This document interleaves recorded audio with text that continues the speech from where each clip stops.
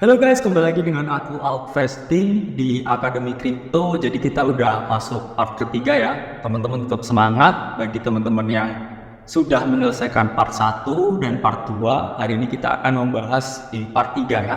Jadi part 3 ini kita akan mempelajari apa teman-teman, yaitu mengenai pattern analysis. Oke, jadi yang pertama itu kan kita udah bahas yang masalah trend, kedua area, ketiga pattern. Jadi apa sih pattern analysis itu?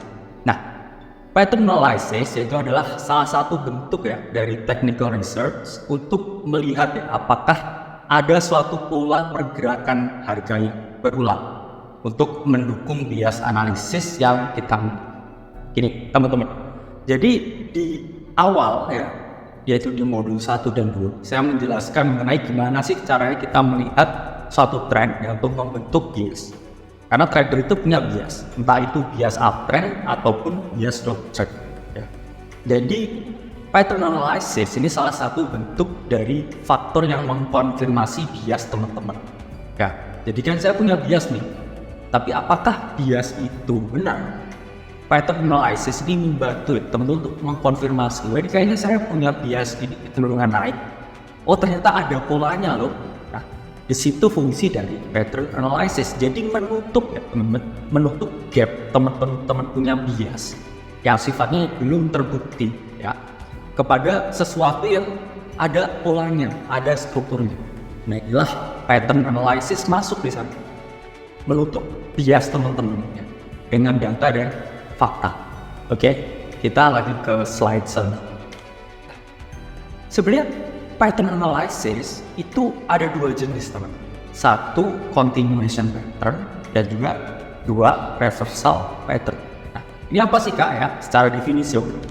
Nah, continuation pattern itu adalah suatu pola keberlanjutan harga. Jadi kalau misalkan bullish continuation itu awalnya bull, awalnya berarti harga naik. Terus kamu lihat ya ada continuation pattern, berarti ada kemungkinan harga ini tetap naik. Nah, kalau bearish continuation pattern apa? Berarti leading trendnya itu adalah down atau downtrend atau turun. Kemudian kamu melihat suatu bearish continuation pattern di situ, berarti dia akan tetap turun. Jadi continuation pattern ini diperlukan ya teman-teman untuk teman-teman mengetahui kira-kira tren ini masih lanjut nggak ya? Itu teman-teman lihat di continuation pattern untuk mengkonfirmasi bias dari teman di awal ya. Oke, jadi kita masuk ke bullish continuation pattern yang pertama. Jadi yang saya ajarkan di sini itu masing-masing 3, tapi 3 ini hampir ditemukan di 80% di pattern-pattern itu. Jadi ada banyakkah pattern? Ada banyak kalau kita ngomong, tapi apakah banyak itu juga semuanya efektif? Saya bilang enggak, karena ini saya masukkan berdasarkan ya based on my experience. Kira-kira ya di market itu patternnya ini semua. Ini saya rangkum di sini supaya teman-teman bisa trade with my system, with Alvesting system. Oke, pertama ya, bullish continuation pattern yang pertama itu adalah bullish pennant. Pennant itu apa? Pennant itu seperti pasak ya. Seperti teman-teman punya ya, lihat pasak ya. Jadi runcing ke kanan. Bullish continuation pattern ini yang bullish pennant menandakan bahwa leading trendnya itu flagpole-nya itu adalah harganya naik. Kemudian harga berkonsolidasi ya, ini pasak itu. Kemudian dia melakukan break. Jadi secara teori sebenarnya minimal 2 kali ya teman-teman harus bersentuhan di lower wedge ya dari pennant ini. Jadi di bawah pennant ini ada area yang berkonsolidasi. Jadi dia di sini minimal itu 2 sentuhan baru dia bisa dikatakan suatu bullish pennant yang valid. Nah, leading trend atau flagpole yang awal ini yang impulse naik ini bisa dijadikan suatu target profit. Ya, jadi ketika bullish pennant ini breakout dari sini, ya tingginya kenaikan breakout ini itu adalah sepanjang dari flagpole awal. Jadi awal ini misalkan naik 100%, oke? Dia breakout ke bullish pennant. Kita dapat mengasumsikan secara teori ya breakout itu juga sebesar 100%. Karena panjang breakout ini equal dengan panjang dari flagpole. Oke, langsung kita lihat contoh. Ya, ini adalah bullish pennant pada H4 Bitcoin. Flagpole-nya first impulse move naik tinggi. Ya, let's say ini saya bisa mengestimasi kurang lebih di angka 7%. Oke, kemudian dia berkonsolidasi ya di sini. Oke, dua sentuhan, sentuhan mayor, dan apa yang terjadi? Dia breakout. Ya, ketika breakout, teman-teman tuh sudah bisa memastikan panjang breakoutnya ini seberapa. Itu adalah sepanjang flagpole ini punya. Ini misalkan 7%, ya berarti teman-teman estimasi dari breakout ini itu adalah 7% ke target. Ya, kalau kita lihat ini sama ya, impulse pertama dan impulse ini adalah continuation pattern-nya. Ya, continuation pattern yang kedua ini yang saya paling suka ya ketika trading altcoin, yaitu adalah ascending triangle. Ascending triangle itu apakah? Ascending triangle itu adalah pattern bullish continuation yang bentuknya ya seperti segitiga. Ya. Jadi leading first impulse-nya itu bullish ya, kemudian dia melakukan suatu konsolidasi ya, dalam segitiga sebelum dia akhirnya breakout. Jadi kalau ketika dia breakout dari ascending triangle itu gerakannya sangat impulsif, volume-nya juga sangat tinggi dan juga take profit-nya cepat untuk naik. Oke, jadi ascending triangle ini merupakan pattern yang saya paling suka ya. Karena ketika melihat pattern ini kebanyakan impulsif. Kenapa bedanya dengan pennant apakah ya? Kalau di ascending triangle ya atasnya ini flat ya, sementara pennant itu kayak asap, atasnya juga slope-nya miring. Itulah yang membedakan ya antara ascending triangle dan pennant. Jadi karakteristiknya ascending triangle itu lebih eksplosif ya, sementara pennant itu continuation dengan volume yang sama kayak flagpole-nya. Kalau di ascending triangle di market crypto itu eksplosifnya lebih tinggi karena dia konsolidasinya di sini tuh lebih lama daripada pennant yang berkonsolidasi. Jadi pennant itu cuma 2 sentuhan tetap naik. Tapi kalau ascending triangle ini ada konsolidasi yang tetap meninggi atau membuat yang namanya higher low di sini. Jadi ketika breakout itu impulsif sekali, apalagi di time frame yang tinggi. Contohnya ini daily dari Bitcoin. Ya, ini grafik harian dari Bitcoin, ini base ya, ini apex-nya ya. Jadi dia membentuk seperti sebuah segitiga, membuat type rate consolidation. Ini konsolidasi sini. Reject ya, dia untuk konsolidasi kuat. Dan apa yang terjadi ketika breakout? Ini sampai ratusan persen. Jadi saya selalu menyarankan buat teman-teman dan semua murid saya, don't chase the pump ya. Ketika kamu masuk di sini, itu risk to reward-nya jelek. Itu artinya kamu sudah menjadi the follower ya, yang Dogecoin ketemu. Aku pengen kalian jadi kontrarian. Kontrarian tuh masuk di sini, anticipating the breakout, not chasing the breakout. Ya, ketika kamu chase the breakout, ya ada chance ya itu turun. High probability-nya dia bisa turun. Oke, ketika teman-teman turun di sini gimana? Panik ya.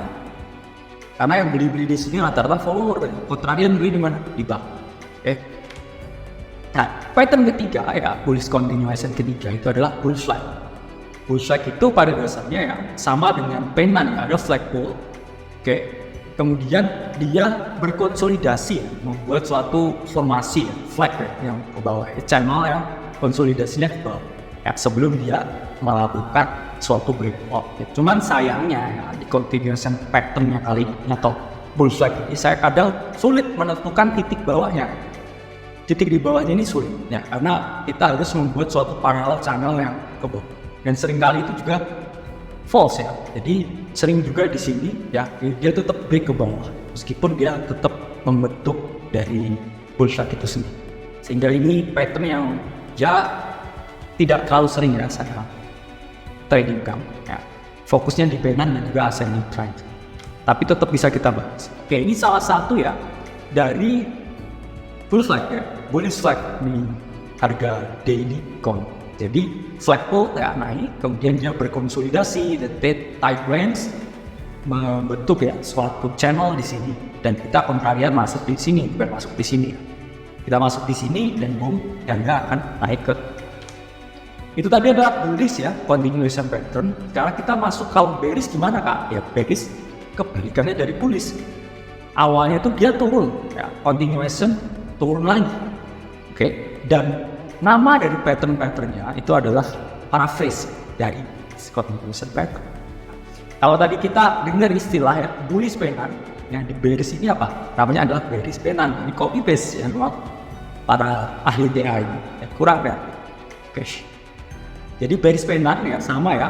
Jadi ada leading trend untuk flagpole. Kemudian di pennant di sini ya dia konsolidasi ya. 2 kali tektokan kecil.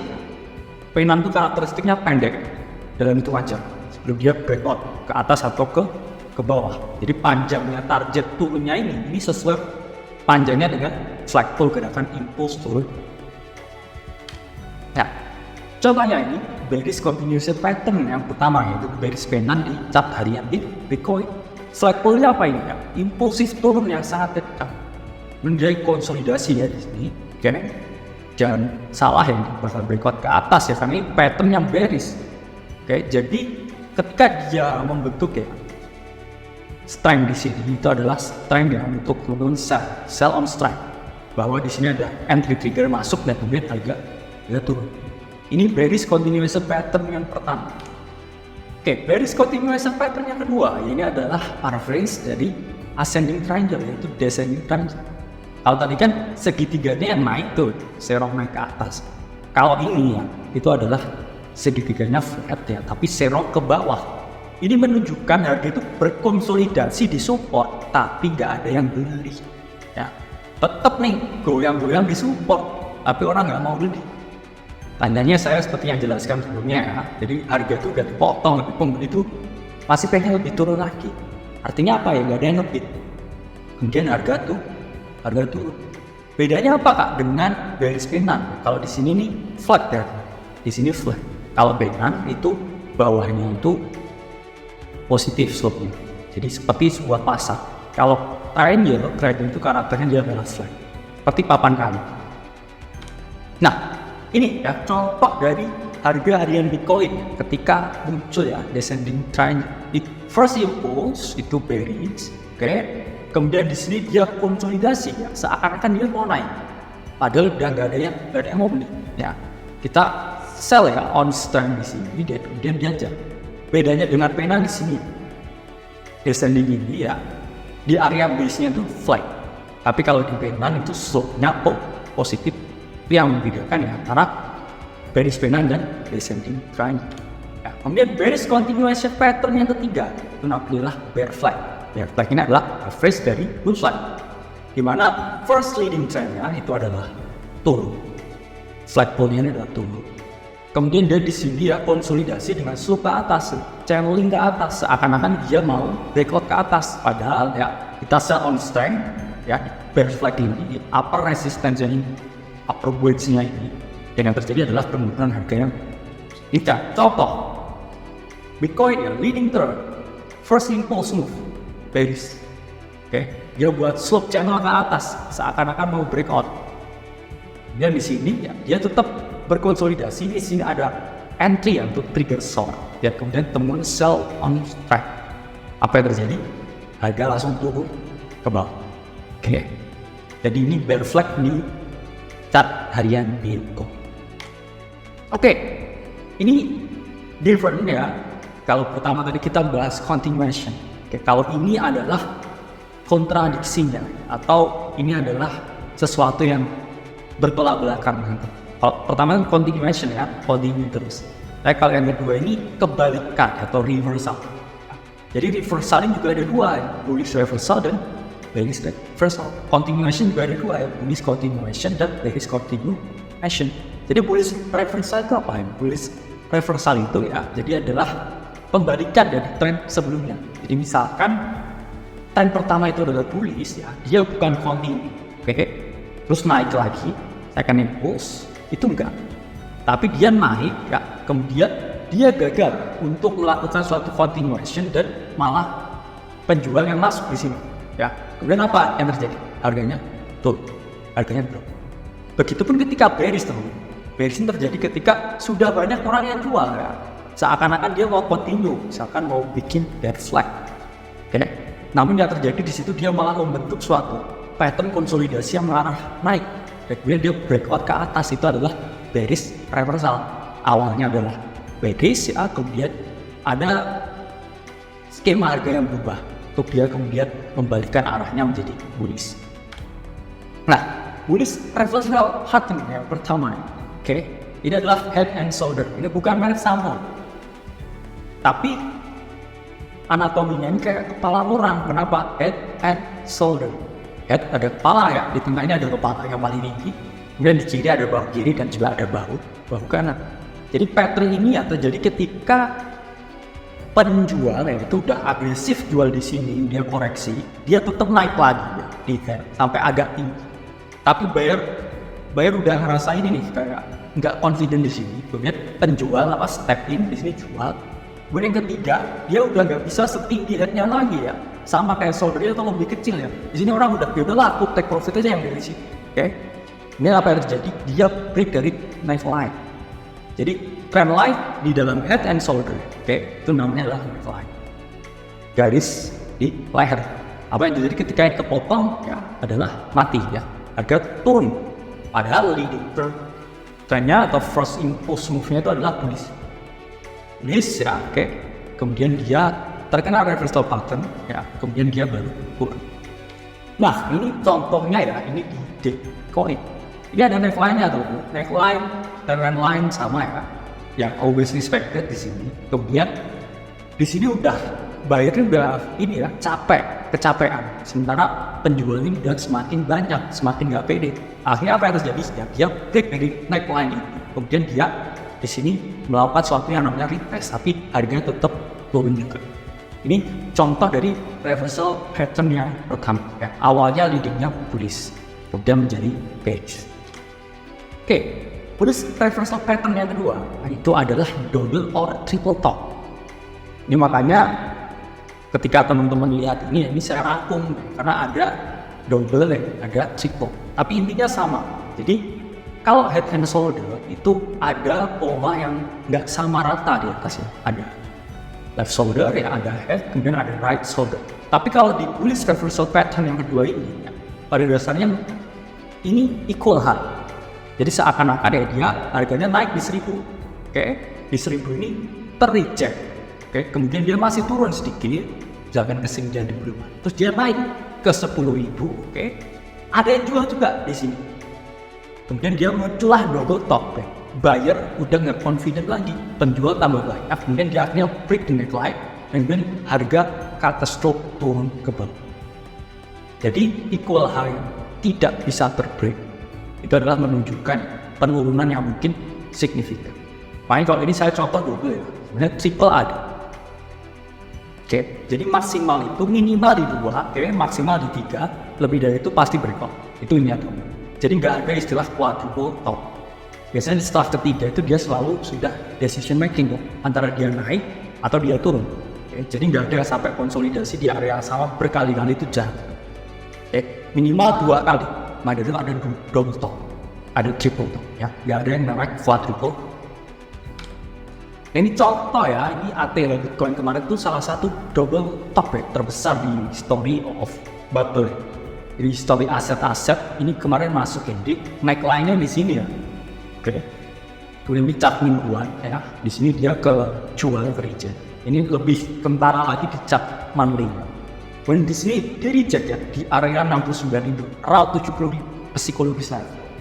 Kemudian di sini dia turun ya, sempat retest di sini, akhirnya dia tetap turun lagi. Ya, jadi double top ya pada weekly Bitcoin. Ini menunjukkan suatu penurunan harga yang mungkin terjadi dengan sangat agresif. Ya, kemudian bullish reversal pattern yang ketiga itu adalah istilahnya rising wedge. Oke, rising wedge ini adalah pola pembalikan di mana muncul suatu apex atau segitiga ya yang memanjang ke atas ya, seakan-akan harga ini mau breakout ya, tapi dia beda dengan ascending triangle. Apa bedanya? Kalau ascending triangle yang atas ini flat ya. Kalau di sini itu apexnya terbentuk dengan seperti ini. Harganya mengerucut ke atas ya, seperti sebuah kerucut. Tapi ketika dia sampai atas ya, jadi slope-nya ini positif ini teman. Oke, jadi slope-nya harganya leading trend-nya itu adalah bullish, slope-nya positif, itu dia jadinya bearish. Ya, valid. Tapi kalau misalkan leading trend-nya itu adalah bearish, oke, kemudian slope-nya dia juga negatif, ya itu tandanya dia juga akan kembalikan ke bullish. Nah, ini contohnya rising wedge ya di Bitcoin. Oke, ini Bitcoin yang harian. Jadi ada rising wedge ya, harga leading trend yang terdapat ini slope positif. Ya kita sell di sini ya, di atas dari resistance wedge-nya ini. Dan apa yang terjadi? Dia mengalami pembalikan harga yang cukup agresif. Nah, kita masuk ya ke bearish reversal pattern. Kalau tadi awalnya bullish, oke, kemudian di reverse di atas jadi bearish. Kalau ini kebalikannya, awalnya bearish ya, di bawah ini ke reverse, kemudian dia jadi positif. Ada apa aja kak pattern? Oke, yang pertama itu adalah inverse head and shoulder. Ini kembali lagi, ini adalah paraphrase dari yang awal. Jadi ketika teman-teman mencoba menghafal itu sangat mudah. Intinya adalah A ya, tapi ada A1, ya A2, 3. Jadi kalau di bearish reversal pattern, ini tadi kita yang di bullish reversal pattern itu ada yang namanya head and shoulder. Ya, tapi di situ adalah inverse head and shoulder atau kebalikan dari head and shoulder. Sama-sama ada neckline-nya nih, sama-sama ada bahu kiri, kepala sama bahu kanan. Tapi dia yang underwater, yang ke bawah. Jadi apa yang terjadi ketika dia menemukan suatu bola yang break ya the neckline, dia impulsif atau eksplosif dan ke atas. Oke, kita lihat contohnya. Ini adalah contoh reversal pattern dari inverse head and shoulder. Ini hal apa dari awalnya ya left shoulder, oke, kemudian dia head, kemudian dia right shoulder, kemudian di sini dia mengalami kebalikan. Jadi seperti head and shoulder tapi terbalik. Itu adalah pertanda yang bullish.